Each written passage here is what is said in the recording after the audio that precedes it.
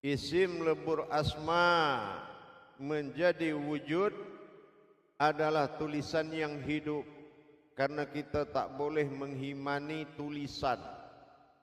Jadi orang yang belum sampai pada masa paham isim, dia telah mempersekutukan Allah dengan tulisan dimanapun tulisan itu dia jumpa.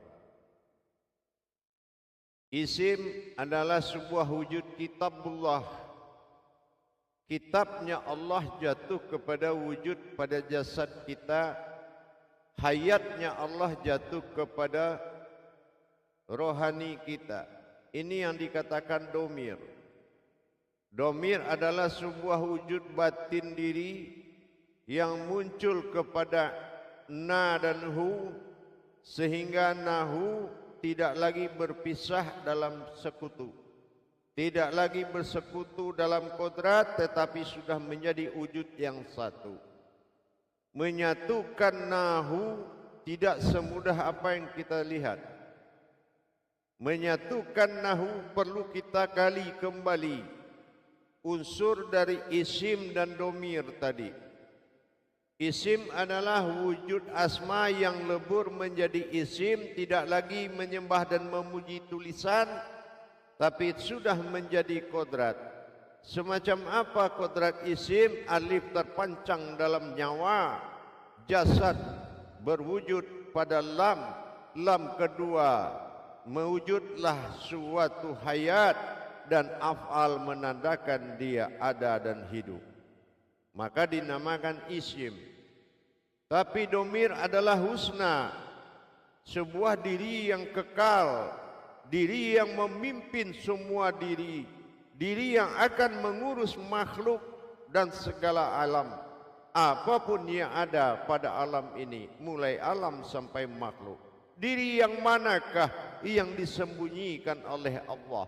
Ini yang dikatakan domir, diri batin yang kekal atau sebuah batin wujud yang kekal. Apabila diri batin wujud ini muncul, maka dia sudah menjadi, yaitu pemimpin dari sekalian umat dan menjadi pengurus alam dan beserta makhluk. Inilah yang dikatakan diri pemimpin segala yang hayat. Tapi untuk mencapai sewujud diri yang memimpin tadi, perlulah dikatakan domir. Dikatakan domir adalah diri tunggal. Diri tunggal adalah diri yang muncul dari tenggelamnya, atau dikatakan diri batin yang tenggelam. Sementara isim adalah diri batin yang terlihat. Isim adalah diri batin yang terlihat, domir adalah diri batin yang tenggelam. Apabila dia muncul, maka inilah yang akan menjadi panggilan. Bagaimana cara kita memanggil wujud batin yang tersembunyi itu? Dengan apa kita panggil? Seperti apa tajalli geraknya menuju wujud ini? Apa namanya? Siapa namanya? Berbentuk apa diri itu? Maka di dalam pemahaman kajian tauhid nanti, maka kita ingat kembali himpunan sifat, seluruh sifat ada dalam Al-Fatihah. Maka dikatakan Fatihatun Nasun, yaitu tajalli diri, tajalli batin. Inilah diri batin. Mana diri batin? Dikatakan ta'alaihim dalam Al-Fatihah, itu golongan daripada domir. Dan dikatakan bi'alaihim, itu golongan daripada isim yang terlihat. Nah, jadi bagaimana menyatukan diri ini? Dipanggil dengan nama sehingga tidak bersekutu kodrat na bi'alaihim dengan kodrat hu ta'alaihim.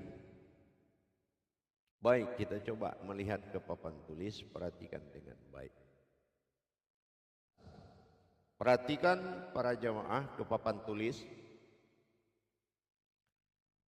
Di papan tulis ini saya sudah menuliskan beberapa kata kalam Yang pertama dilihat jamaah sekalian, ya, diperhatikan baik-baik, ya. Pertama kita melihat ada tulisan diri batin, ya. Tulisan diri batin ini atau diri yang dimaksud diri batin adalah diri yang wujud batin yang tenggelam, ya, yang bersifat rahasia. Itu di dalam hijaiyah disebut ya. Itu adalah rahasia, kodratnya adalah batin yang tenggelam, rahasianya tenggelam. Dan ini adalah diri ketuhanan. Jangan berpikir kepada wujud hu, aku, hamdu, itu bukan tunggal diri tapi tunggal Tuhan. Beda, ya, beda cara diri. Jadi ini berasal dari alif dan ha. Alif dan ha. Alif ini sifat, ha itu aras atau alif ini rahasia, aras itu kekuatan. Dipadu menjadi rahasia. Karena alif ini adalah golongan dari rahasia dan ha golongan dari aras atau kekuatan, maka disebut ya. Nah, kalau yang tergolong aras atau ha, alif kasroh a, disebut atau zat. Zat yang terlihat. Sementara yang tergolong itu adalah rahasia yang tidak terlihat. Nah, jadi kalau yang nyata menjadi itu terlihat.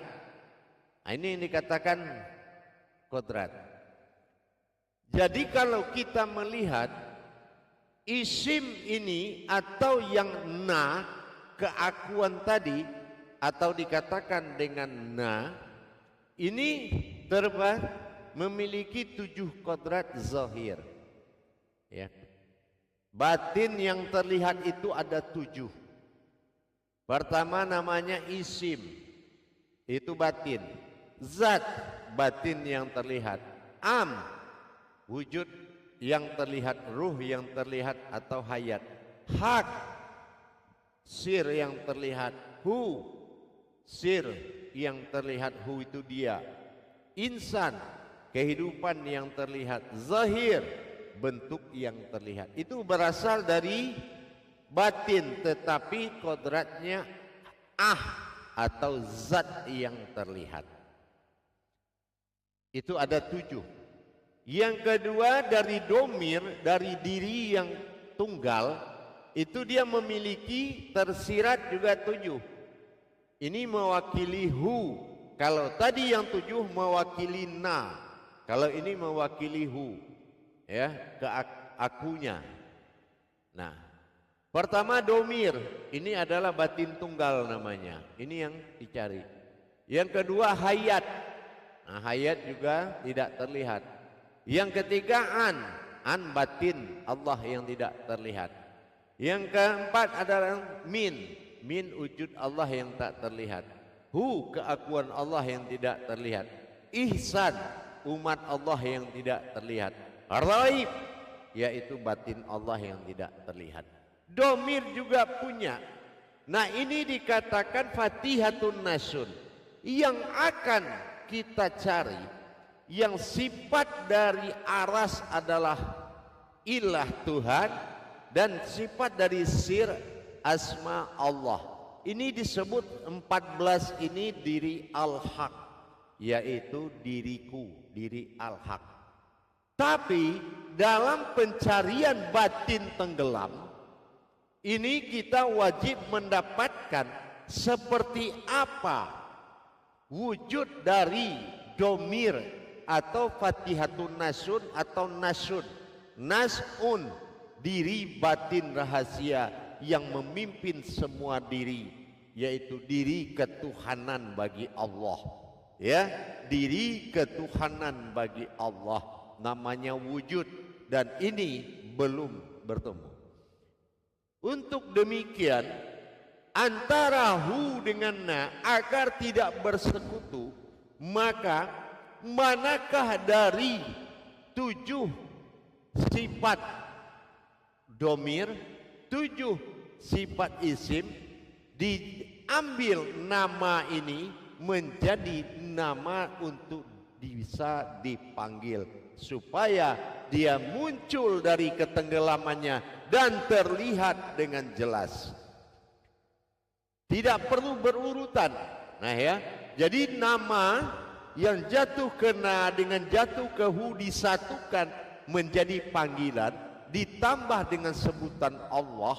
Nah ini akan memanggil dari ketersembunyiannya domir ini tadi, muncul ke sifat sebagai ayat atau Al-Quran atau bacaan atau dikatakan na. Jadi dia muncul sehingga tidak ada perbedaan hu dengan na, dengan kita memilih 14 nama, 7 pada na, 7 pada hu. Nah inilah akan menjadi pencarian. Jadi tidak boleh menjadi 3 kata, boleh, tapi harus dibubuhi dengan kata Allah. Umpamanya kita menyebut di situ ada am, umpamanya dengan hu Allah. Nah, jadi itu umpama, ya. Jadi wujud isim dipanggil dengan bahasa Allah. Nah, jadi kalau kita ingin menghadirkan pasti kita panggil namanya. Bukan, dan ini adalah diri ketuhanan, bukan diriku. Kalau diriku itu ketunggalan diri. Kalau ini ketunggalan ketuhanan yang berupa batin yang menjadi usul diri kita asal mula jadi. Kalau itu yang datang, semua akan ikut aturan ketuhanan. Dia yang mendapatkan, dia yang menjalankan segala ketuhanan-ketuhanan, ketentuan Tuhan dari keakuannya tadi. Nah, itu ya diri pemimpin dari seluruh diri yang ada Asmaul Husna yang dilebur menjadi ismi yang di dalamnya ada domir. Nah, domirnya ini diri tunggal. Nah, batin tunggal. Diri itu sebetulnya sebutan bahasa kita saja. Tapi kalau di dalam ejaan itu namanya naf. Jadi panggilannya diri, boleh. Nah, mari kita lakukan muzakarah untuk mendapatkan, karena ini adalah tajalli batin Fatihatun Nasun Al-Fatihah. Jadi pun kita kenal an, kita kenal am, bagaimana kita panggil an'am? Tak ada nama Tuhan an'am, tapi itu adalah kodratnya. Nama dari an'am itu siapa? Ini satu. Apalagi ini ada saya siapkan 7 tingkat nahu. Dari na dan hu digabung, nama-nama ini menjadi panggilan.